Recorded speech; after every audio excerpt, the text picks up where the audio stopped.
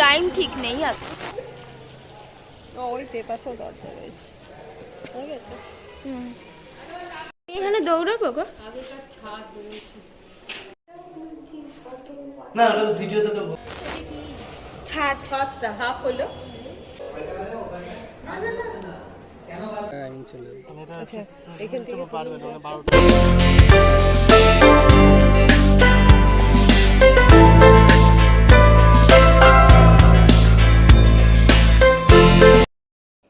আজ আমরা চলে এসেছি আবারও নতুন একটি জায়গার ভিডিও নিয়ে। এই জায়গাটা অনেকেরই পরিচিত, ব্যান্ডেলের ইমামবাড়া।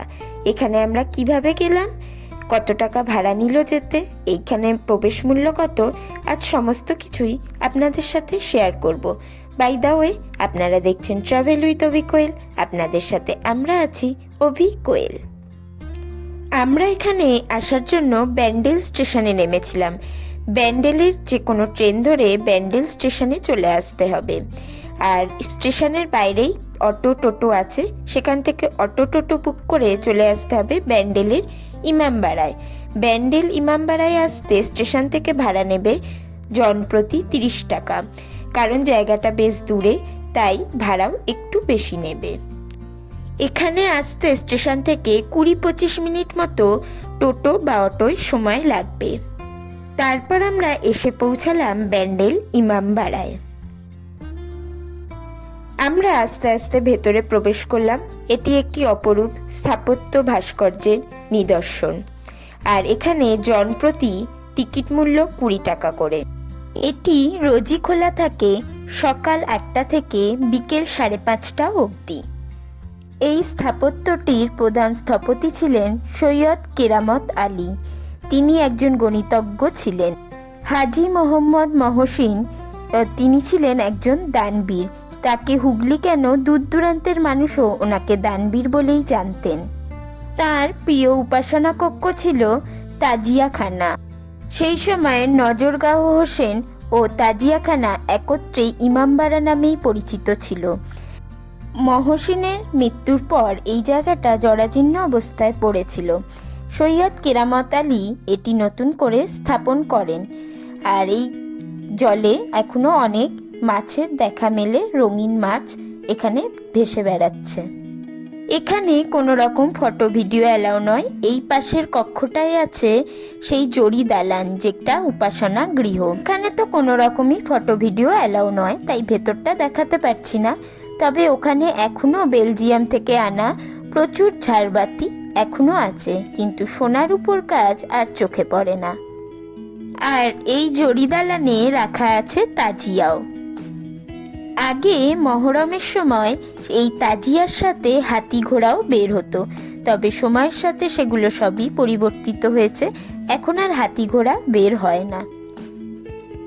এত সুন্দর স্থাপত্য শিল্প ইসলামিক স্থাপত্য শিল্পের এক নিদর্শন, এখনো ইতিহাস প্রেমীদের এখানে টেনে আনে।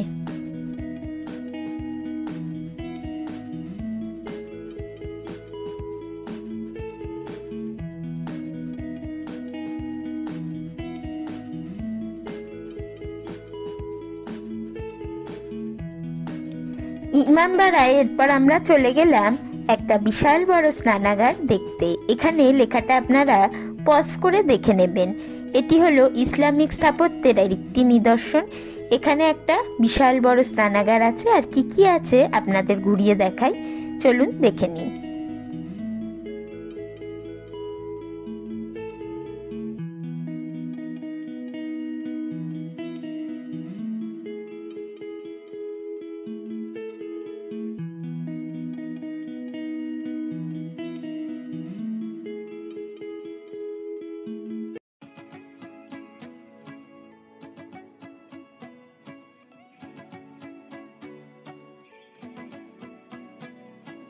এরপর আমরা চলে গেলাম 151টা সিঁড়ি ভেঙে, যেটা এখানকার প্রধান আকর্ষণ, পৃথিবীর দ্বিতীয় বৃহত্তম ঘড়ি দেখতে। প্রথম বৃহত্তম ঘড়ি আছে আমরা সবাই জানি লন্ডনের বিগ বেন, আর দ্বিতীয় বৃহত্তম ঘড়ি আছে এই ইমামবাড়ায়। এখানে সিঁড়িতে উঠতে একটু কষ্ট হলেও যখন এই ওপরে উঠে এরকম দৃশ্য দেখবেন তখন মন একদম ভরে উঠবে, তখন সেই কষ্ট আপনারা ভুলেই যাবেন। এই ঘড়িও কেনা হয়েছিল লন্ডন থেকেই। এই ঘড়ির দাম সেই সময়কার 11,721 টাকা। এই ঘড়ি আজও বেজে চলেছে, 15 মিনিট অন্তর অন্তর আস্তে আস্তে, আর 1 ঘন্টা পর পর বেশ জোরে বেজে চলেছে। এই ঘড়ির চাবির ওজন 20 কিলোগ্রাম। এখনও দুজন মিলে এই ঘড়ি দম দেওয়া হয়। লন্ডনের বিগ বেন দেখার সৌভাগ্য কজনেরই বা হয়, তাই আপনারাও একদিন এখানে পৃথিবীর দ্বিতীয় বৃহত্তম ঘড়ি দেখার জন্য চলেই আসতে পারেন।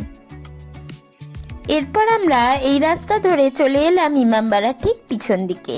ইমামবাড়ার পিছন দিকে একটা গঙ্গার ঘাট আছে, আর এই গঙ্গার ঘাটেই আছে সূর্য ঘড়ি। এখানকার দ্বিতীয় আকর্ষণ হলো এই সূর্য ঘড়ি। আগে এই সূর্য ঘড়ির ফলকটি ছিল পিতলের, কিন্তু এই পিতলের ফলক চুরি হয়ে যাওয়ার পর এই পাথরের ফলকটি লাগানো হয়েছে।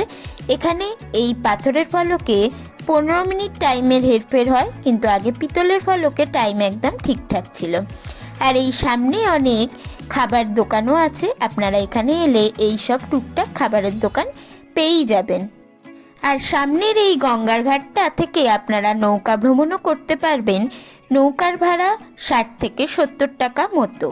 এখানে এলে একদিন নৌকা ভ্রমণ তো করাই যেতে পারে। তারপর আর কি আমরা এখান থেকে আস্তে আস্তে ব্যাক করলাম। আর আপনারাও একদিন শীতের দিনে এরম একটা জায়গা তো ঘুরে আসতেই পারেন। বাই দ্য ওয়ে, আপনারা দেখছিলেন ট্রাভেল উইথ অভি কোয়েল। আপনাদের সাথে আমরা ছিলাম অভি কোয়েল। পরের ভিডিওয়ে আবার আপনাদের সাথে দেখা হচ্ছে। টাটা।